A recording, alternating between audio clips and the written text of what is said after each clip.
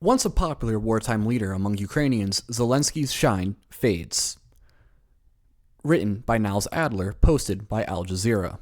Kiev, Ukraine. Volodymyr Zelensky's fortunes have shifted since he was elected as an anti-corruption outsider in 2019.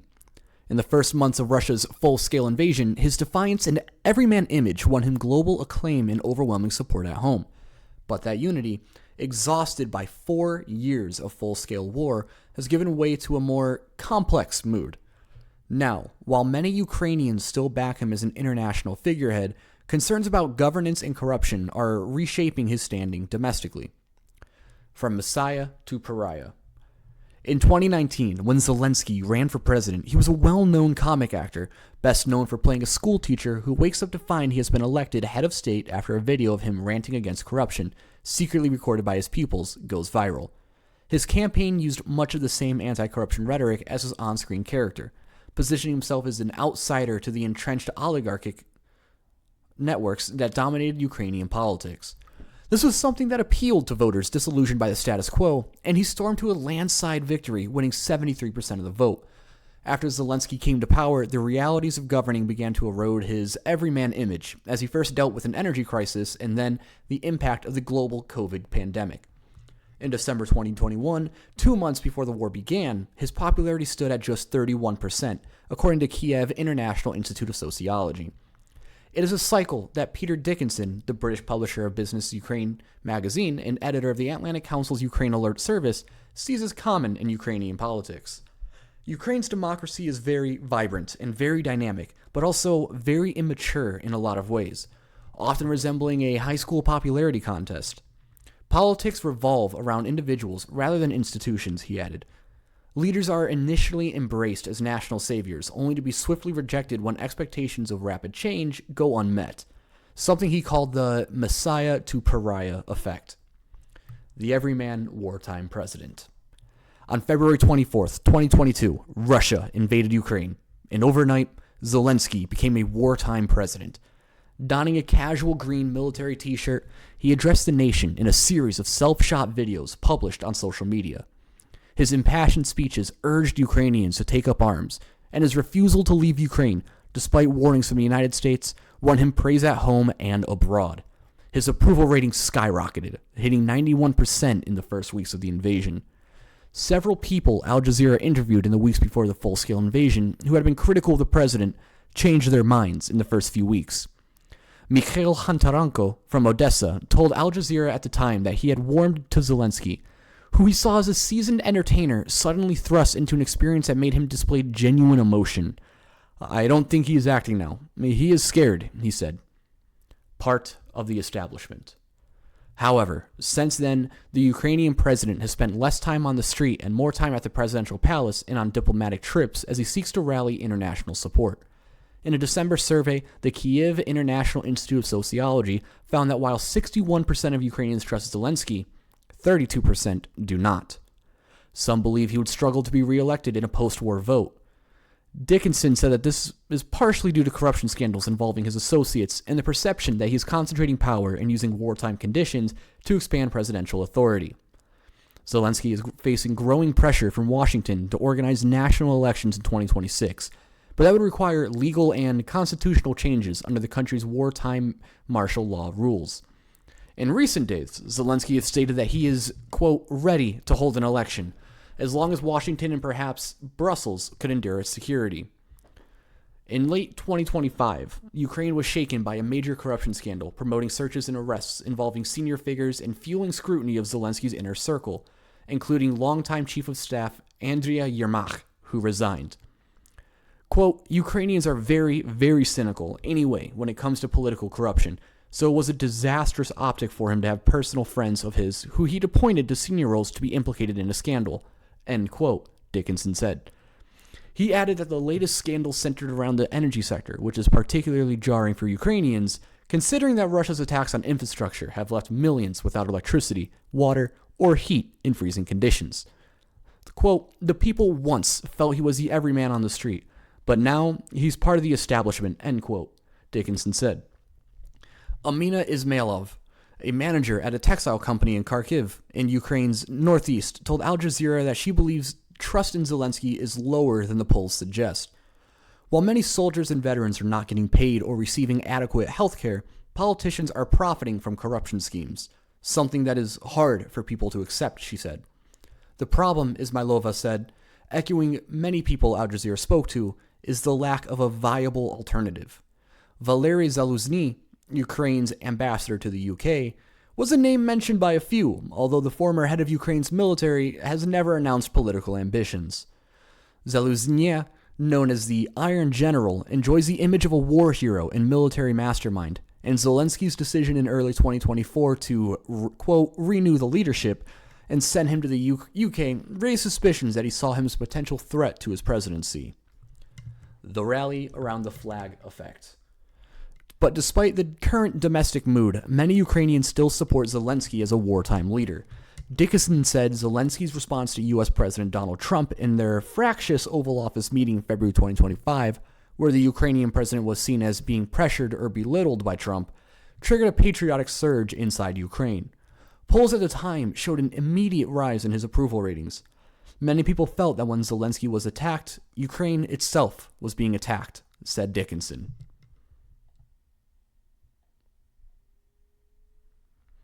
FDA reverses course and will review Moderna's mRNA flu shot, company says.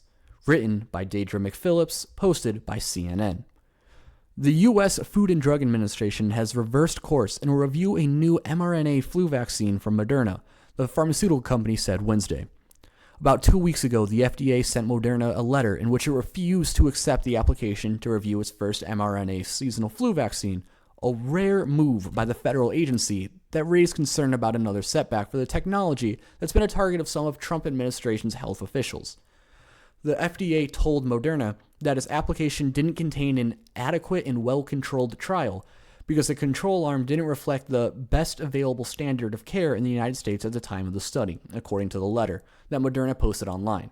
It didn't identify any safety or efficacy concerns, the company said.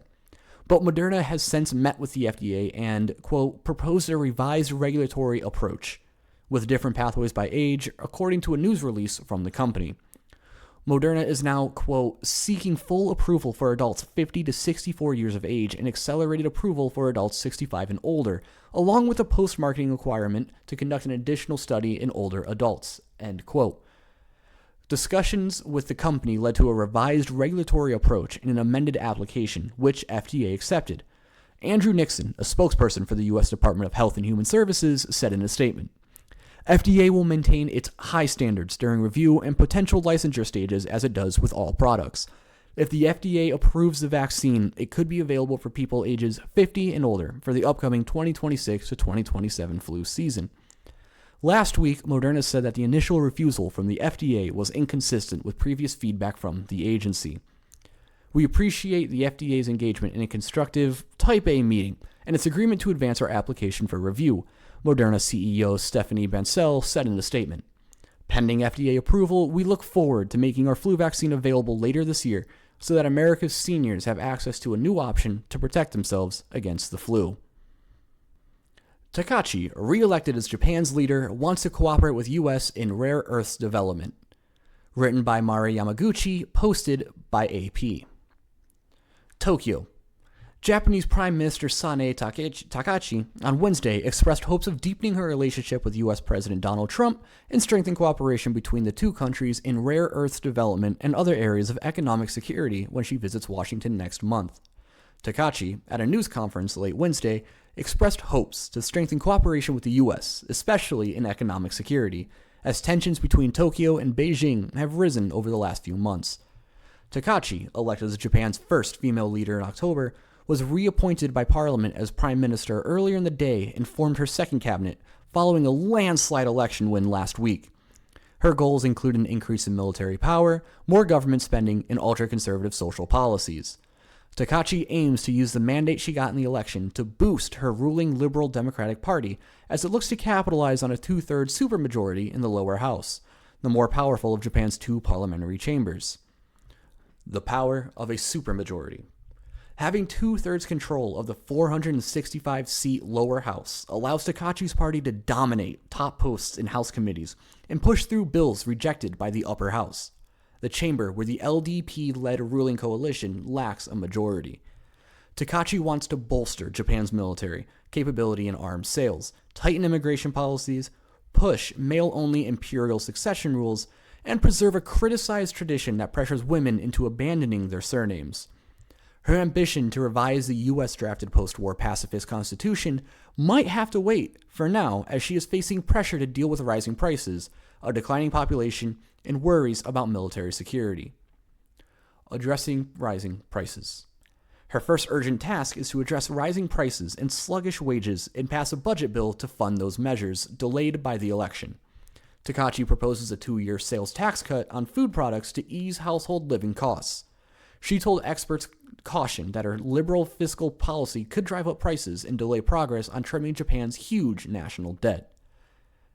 Takachi is maneuvering for a crucial summit next month with Trump, who will visit Beijing in April. The U.S. president endorsed Takachi ahead of the Japanese election and hours before Takachi's reappointment as prime minister. U.S. Commerce Secretary Howard Lutnick announced Japan will provide capital for 3 projects under a $550 billion investment package that Japan pledged in October. Japan is committed to the $36 billion first batch of projects, a natural gas plant in Ohio, a U.S. Gulf Coast crude oil export facility, and a synthetic diamond manufacturing site. Takachi said she hoped to closely cooperate with Trump in the first investment initiatives at the talks scheduled for March 19th. Japan is also under pressure to increase annual defense spending. Japan will keep spending more and more for the U.S. The question is whether the public wants her to speak out against Trump or be obedient to ensure Japanese security, said Masato Kamakubo, a Ritsumeikan University professor of policy science. For China, it's simple. Japanese people want her to be tough. Takachi, in November, suggested possible Japanese action if China makes a military move against Taiwan, the self-governing land that Beijing claims as its own. That has led to Beijing's diplomatic and economic reprisals. Many Japanese, frustrated by China's growing assertiveness, welcomed her comments on Taiwan. Emboldened by the big election win, Takachi could take a more hawkish stance with China, experts say. Takachi, soon after the election, said she is working to gain support for a visit to Tokyo's controversial Yasukuni Shrine. Visits to the shrine are seen by Japan's neighbors as evidence of a lack of remorse for Japan's wartime past. Takachi has pledged to revise security and defense policies by December to bolster Japan's military capabilities, lifting a ban on lethal weapons exports and moving further away from post-war pacifist principles. Japan is also considering the development of a nuclear-powered submarine to increase offensive capabilities. Takachi wants to improve intelligence gathering and establish a national agency to work more closely with ally Washington and defense partners like Australia and Britain. She supports a controversial and anti-espionage law that largely targets Chinese spies. Some experts say it could undermine Japanese civil rights. Takachi has proposed tougher policies on immigration and foreigners, something that resonates with the growing frustration in Japan. Her government in January approved tougher rules on permanent residency and naturalization, as well as measures to prevent unpaid tax and social insurance. Takachi supports the imperial family's male-only succession and opposes same-sex marriage. She's also against a revision to the 19th century civil law that would allow separate surnames for married couples so that women don't get pressured into abandoning theirs. In a step that rights activists call an attempt to block a dual surname system, Takachi is calling for a law to allow the greater use of maiden names as aliases instead.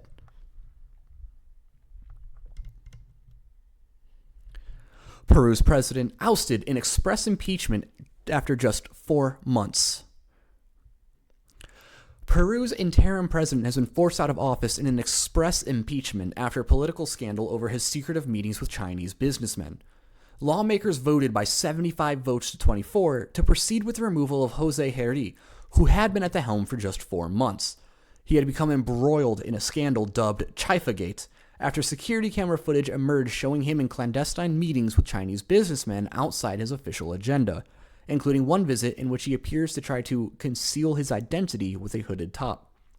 Herri, 39, was Peru's 8th president since 2016 amid oustings, resignations, and interim terms, in an unprecedented period of political instability.